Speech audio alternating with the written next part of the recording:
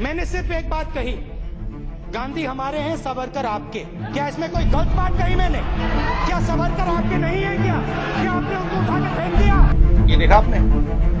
दिख रहा आपको? और इसमें आप देख लीजिए, ये सावरकर जी की चिट्ठी है। राहुल गांधी हर बार जब अपमान करते हैं तो हमने उस पर एक कानूनी कार्रवाई की है। ये वीर सावरकर के ही संस्कार है जो राष्ट्रवाद को हमने राष्ट्र निर्माण के मूल में रखा।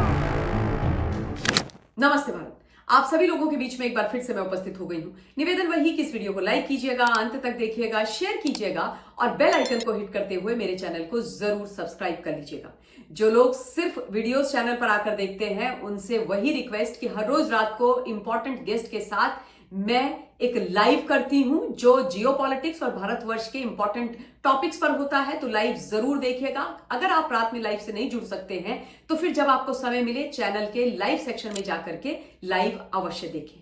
और चलिए अब बात उनकी की जाए जो कहते हैं कि my surname is Gandhi and I will not say sorry to anyone no matter मैं कितनी बड़ी गलती करूं।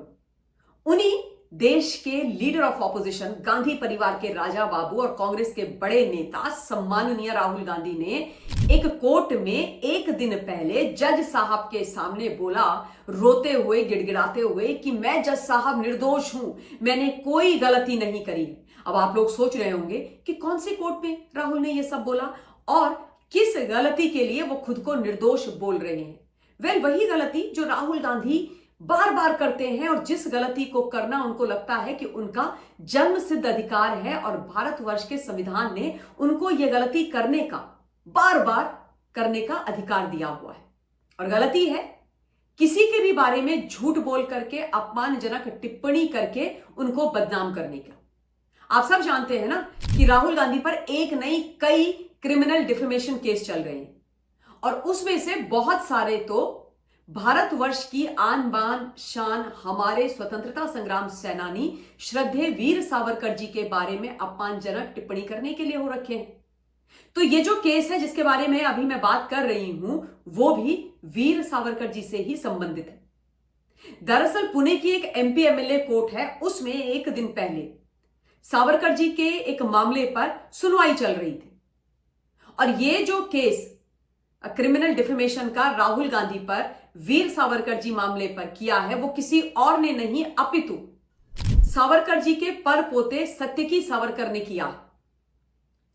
और इस मामले में जब सुनवाई हो रही थी कोर्ट के अंदर तो फिर राहुल गांधी के जो वकील हैं मिलिंद पवार, उन्होंने अपने आप को निर्दोष बोला है। यानी राहुल गांधी स्वयं सशरीर वहां पर उपस्थित नहीं थे। आप तो जानते हैं जब भी कोई कोर्ट इनको बुलाती है ये बोलते मैं नहीं आऊंगा, मेरी जगह मेरे वकील आएंगे। तो इनके जो मिलिंद पवार वकील हैं वो थे और जब जज साहब ने इनके ऊपर लगे हुए आरोपों को पढ़ा और बोला कि भाई आप मानते हो कि यह गलती आपकी है, तो बोलते नहीं, हम नहीं मानते साहब, हमारी कोई गलती नहीं है, राहुल निर्दोष है, सिरे से खारिज कर दिया। खैर यह भी इनकी आदत है। अब सत्यकी सावरकर को जो रिप्रेजेंट कर रहे थे वो उनके वकील संग्राम कोलटकर कर रहे थे। यहां पर आपको यह भी मैं बता दूं कि ये जो मामला है ये है विदेशी भूमि में भारत के स्वतंत्रता संग्राम सेनानी, भारत के रत्न को बदनाम करने का। दरअसल यूके में राहुल गांधी जो इनकी ओवरसीज कांग्रेस की यूनिट है उसको जब संबोधित कर रहे थे तब इन्होंने ये बोला था कि वीर सावरकर जी ने अपनी किताब में यह लिखा था कि उन्होंने एक मुस्लिम व्यक्ति को मारा था और उसको मार करके उनको बड़ा ही सुकून मिला था। और उसके बाद उन्होंने ये बोला और अपने सोशल मीडिया पर अपलोड भी किया। इसका संज्ञान लिया सत्यकी सावरकर जी ने और उसके बाद 2023 में राहुल गांधी पर इस मामले में मानहानि का दावा लगाया और उन्होंने बोला कि ये जो बयान है ये बहुत ही ज्यादा अपमानजनक है, ये झूठा बयान है और ये बयान सावरकर जी को बदनाम करने वाला है और राहुल गांधी इस मामले में डेफिनेटली सजा पाएंगे। ये आप उससे लिख के ले लीजिए क्योंकि ये एकदम निहायती झूठा बयान है। मुझे समझ में नहीं आता है कि राहुल गांधी को श्रद्धेय सावरकर जी से क्या परेशानी है। राहुल गांधी सावरकर जी के बारे में जो बातें बोलते हैं, आई विश इन्होंने अपनी दादी का जो पॉइंट ऑफ व्यू है सावरकर जी के बारे में उसको समझ लिया होता, उसको पढ़ लिया होता, इतिहास के पन्नों को थोड़ा खंगाल लिया होता। पर क्या है ना हिंदुस्तान, राहुल गांधी को पढ़ने लिखने का तो शौक ही नहीं, इतिहास तो उनको भारतवर्ष का समझ ही नहीं आता है, उनको तो मुगलों वाला और अंग्रेजों वाला इतिहास समझ में आता है। मैं आपको यह बता देती हूं कि भारतवर्ष की पूर्व प्रधानमंत्री स्वर्गीय श्रीमती इंदिरा गांधी जी ने वीर सावरकर जी को रिमार्केबल सन ऑफ इंडिया बुलाया था, बकायदा ये पत्र लिख करके 80s में, 1980 में। उसके अलावा उन्होंने सावरकर जी के सम्मान में 1970 में एक डाक टिकट भी जारी किया था, डाक टिकट जारी किया था सावरकर जी के सम्मान में। और उसके अलावा इंदिरा जी ने जो सावरकर ट्रस्ट है उसके अंदर अपने पर्सनल अकाउंट से 11,000 रुपए भी डोनेट किए थे। और उसके अलावा एक और चीज उन्होंने करी थी, जो भारत की फिल्म डिवीजन है उसको बकायदा उन्होंने आदेश दिया था कि भाई सावरकर जी के ऊपर आप एक डॉक्यूमेंट्री बनाइए।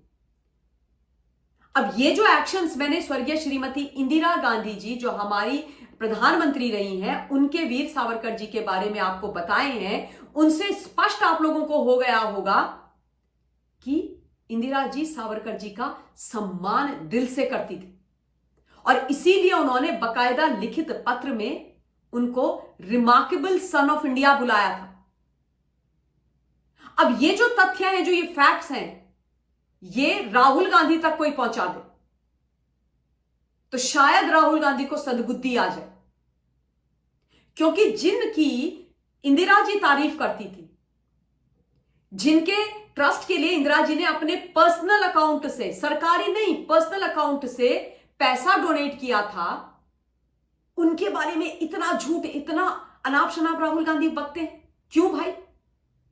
आखिर इनको भारतवर्ष के जो फ्रीडम फाइटर्स हैं उनसे क्या प्रॉब्लम है? इनको देश के जो रत्न हैं, देश की जो विभूति हैं सावरकर जी, उनसे क्या परेशानी है? राहुल गांधी को क्या लगता है कि यही बस रत्न है? हाँ, इस प्रकार से जो ये बातें करते हैं, इसका लाइसेंस और अधिकार राहुल गांधी को किसने दिया? जस्ट बिकॉज राहुल गांधी गांधी परिवार में पैदा हो गए तो इनको क्या लगता है कि इनको किसी के बारे में भी झूठ बोलने का अधिकार मिल गया?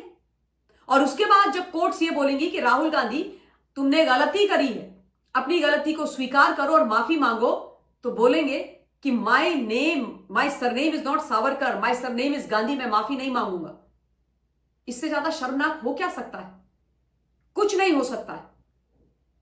और विदेशी भूमि पर इन्होंने केवल सावरकर जी के बारे में गलत बोला है ऐसा नहीं है हिंदुस्तान, इन्होंने तो मां भारती को देश मानने से इनकार कर दिया। इन्होंने तो यह बोल दिया कि भारत तो एक राष्ट्र ही नहीं, भारतवर्ष के लोकतंत्र पर ही बाहर जाकर के कुठाराघात करते।